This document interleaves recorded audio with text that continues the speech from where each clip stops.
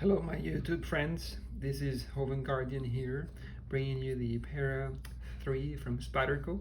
Okay, this is the lightweight version, a knife that it's relatively affordable for a Spyderco with this level of construction. Okay, so what do we have here? We have a made in the USA Earth solid glacier design. Okay, the steel on the knife is the competent CTS BD1N, okay, which is an American-made steel. Performs well. The edge retention is nothing to celebrate. However, the ease of sharpening is. So is the rust resistance. A bit more on the rust, not on the rust, but on the edge performance. I have to say that it's competent enough, for your EDC needs. Cutting packages open, cutting strands or things in the kitchen. Opening packages, it's really enjoyable with this steel. If you slide a bunch of Costco boxes though, you're gonna have to sharpen it after the fact. Anyway, so relatively newer model from Spyderco. It's highly celebrated in the circles of the knife community in general, and I have to agree. I see why.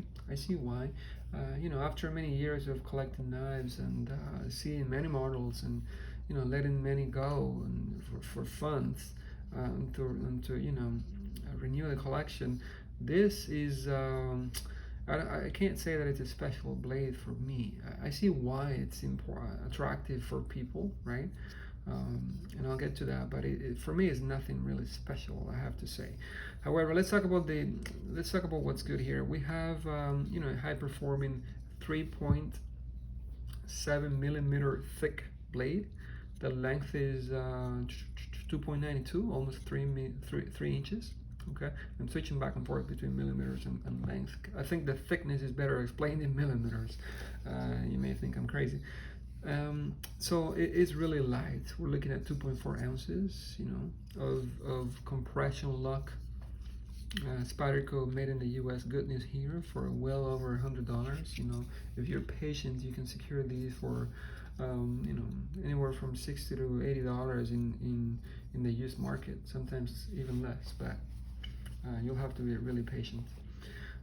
Anyway, so I can see why it's popular. The paramilitary series from Spyderco has been really well thought out designs. I used to have a military which was extremely efficient in its blade, in its cutting performance and the lightweight and its reach. I also had a Para 2 that I ended up selling because of mostly because of the stretch. Once I landed on the stretch, I realized that I didn't need a paramilitary 2, so I let it go. Do I miss it? Not really. Although I do appreciate that it's really a good design. This is superior almost in any way, if you ask me. So we have a new version here, Para 3, trying to follow the lines and the tradition of that military tactical series from Spyderco. So what do we have?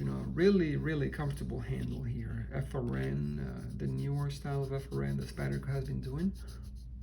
It's really grippy and comfortable, although not as grippy as the Endure. Somehow there's some shine here that it doesn't grip with your hand as well, but it is effective, and everything is round and comfortable. You don't see sharp edges anywhere.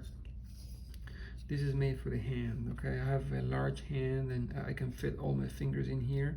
It's a bit of a tight fit, but I'm in there and I've got great control. The choil, as you normally get from Spyderco, is well positioned. I always compare a choil to what you get in the Kali series, right? This is the choil made to live with your fingers for life. This is a choil meant for something else. It's a choil made to be there. It's really comfortable, but it's not in my opinion, is not that next level of comfort and how do I say it?